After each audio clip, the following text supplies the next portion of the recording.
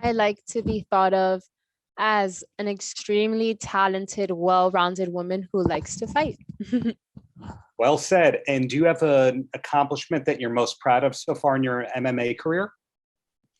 Um, an accomplishment I'm so proud of is my debut, because the first time I debuted professionally, the first time I debuted not wearing shin guards, the first time I fought pro ever, I opened a main card for Bellator and I did a first round knockout with a stadium full of fans, and that was the most pressure I've ever had to handle my life on my debut. But that was definitely the biggest accomplishment I've had so far.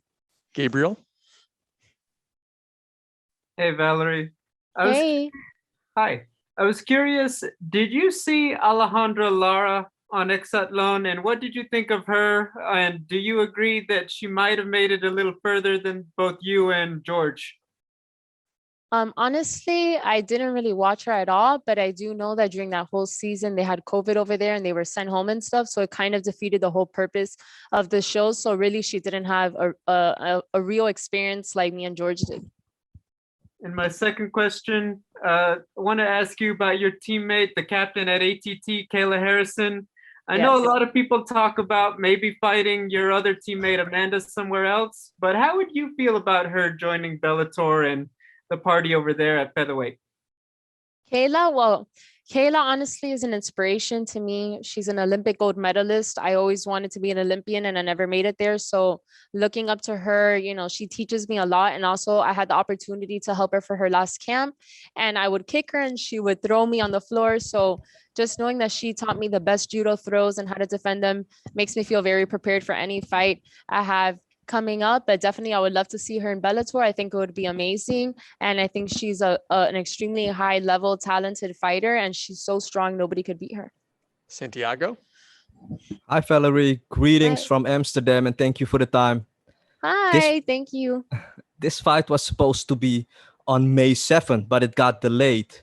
Joel Romero was also supposed to fight on May 7th, but that also fell apart. Were you bummed out that you couldn't share the card with a legend like Joel?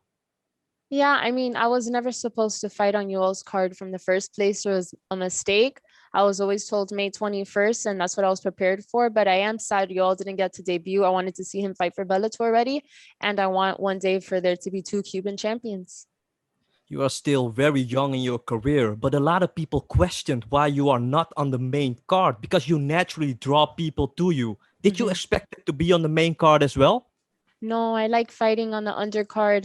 I like fighting early. I like fighting on YouTube. I like being able to eat after and fly straight home. I know that my performance reaches its audience on its own. I don't need to be on a main card to go viral. My talent and my crazy combinations and kicks will get me the viewers I need, and I'm dominating a whole Latin American market and bringing it to Bellator. Michael? Hey, Valerie, greetings from Puerto Rico. Hope you're doing well. Thank you for your time. I wanted to ask, what would a victory on Bellator 259 on Friday would mean to you and to the whole Cuban community? I mean, this victory would mean a lot to me because my grandfather just passed away at the end of February from COVID, and I want to dedicate this fight to my grandfather and all families who have had loved ones pass away because of the pandemic. I think it's a very strong topic. I didn't know it until it happened to me. So this fight, I have a lot of hurt in my heart, and I'm gonna let it go in the cage. And one last question: as a Latino, food is part of our culture. What are the principal challenges you face in terms of weight cuts and having to, go into a strict diet and everything to make this fight? Yeah. I mean, I've been cutting weight since, my dad, before I left, he showed me my credential when I was 6 years old, fighting at a Miami Open, cutting weight to 50 pounds at 6 years old. So I've been cutting weight my whole life since I was 6 years old. And there's pros and cons to it. There's cons because you develop eating disorders. There's pros because you know how to do it. We're nutritionists. We get paid to make weight. Definitely being a Latina, I don't have the same body as any other girl. I gain weight very easily. I lose weight very easily. I know my body better than anyone else. But when I sign that contract, I commit to making a weight. And this is my job. I'm a professional. I'm always going to get it done. Pablo? Okay, hello, Valerie. This is from the MMA Ecuador. And the first thing I want to ask you is, how do you feel having a good friendship with Marina Moroz and Ariane Lipsky? How do you feel training with them? Oh my God, it's an honor. You know, those girls, especially Ariana Lipsky, she is such a sweetheart, so incredible, so talented. She teaches me so much. She learns from me as well. And really, the ATT girls we have, it's such a bond, and we are growing together. We're all winning together. And I know I'm 22 years old, I'm a baby, but I'm just so blessed to have those training partners around me to develop my career and be ready for the best of the best. Darnell?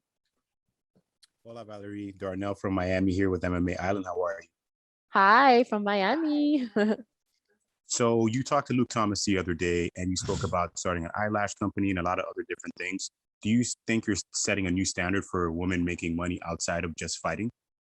You know, I believe that I was born to cross over beauty and elegance into mixed martial arts in a way that the world has never seen before. Valerie Loureda was born to do that. I'm going to do it. I'm doing it right now. God willing, I'm going to keep winning, because there's no way that somebody beats me with the amount of hard work and passion I put into what I do. I was born for this, and I was born to be an icon for female mixed martial arts. Jim? Yes, can you hear me okay? Yes, We can. Oh, great. All right. Yeah, Jim Barcelona, Miami Herald. Hey, Valerie. Hey, Jim. Hey, where does that take you? Where do you see a victory helping you get to the next step? Yeah, this victory is one more, hopefully, to get to the top and, you know, more experience being a young fighter. But definitely this victory is going to be so happy for me, knowing what I've been through before this fight, and also the dedication I have for it. And what have you learned so far, even going back to your first fight? What have you learned about yourself? What have you learned about just this whole crazy journey, ups and downs? Number one, I've learned that the intuition I've had in my heart about myself is right. I'm proving myself right. I don't care about anybody else. And apart from that, I've learned that I could go through anything in the world and in my life and still excel in the cage. Thank you so much. All the best. Thank you, Jim. Giancarlo? Hi, Valerie. Hope you're doing well. This is your first fight now since Bellator introduced the rankings, and you see yourself now ranked in the top 10. Just curious, as a fighter, does that put more of an added pressure on you to go out there and perform, knowing that you're ranked inside the top 10 and facing someone who's not ranked? Honestly, it just shows me that people see the potential in me as a fighter, and also gives me more credibility. But at the same time, I block it out because I am a baby still. I deserve a fair chance of experience and opportunity like every other girl that I'm fighting has had. And I'm just going to do the right steps to make it to the belt and be a champion one day. All right, we'll take a couple more here. Mike?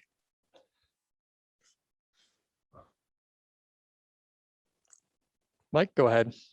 Hi, Valerie. You kind of talked just recently about kind of how you view your career inside and outside the cage as a woman and as a fighter, beauty and elegance mixing with martial arts. How do you feel about where we are in the sport, especially with Bellator in 2021, where you have that platform through your promotion that gets behind you and fully supports and gives you freedom of fighter and woman to do both of those? Yeah, definitely. I'm very blessed, because if there's one thing about Bellator is that they allow me to brand myself, and that's how I've been able to grow so quickly between that and, you know, my knockouts. But I'm just so blessed and honored to be with this organization that believed in me when I had 3 amateur fights. And I said, you know, I promise you, I'm going to be the best in the world one day. I'm going to be the most recognized, well-rounded female mixed martial artist in the world. And they gave me this opportunity, and I'm proving it to them every day. Every day that I get to be here, I'm grateful. I'm thankful for this opportunity. And I promise you, I'm going to make this promotion proud. And I'm going to make sure everybody in the world knows what Bellator is, especially in Miami. Mark? Master Loureda, it's Mark from Taekwondo Life magazine. Good to see you. Hey, hello.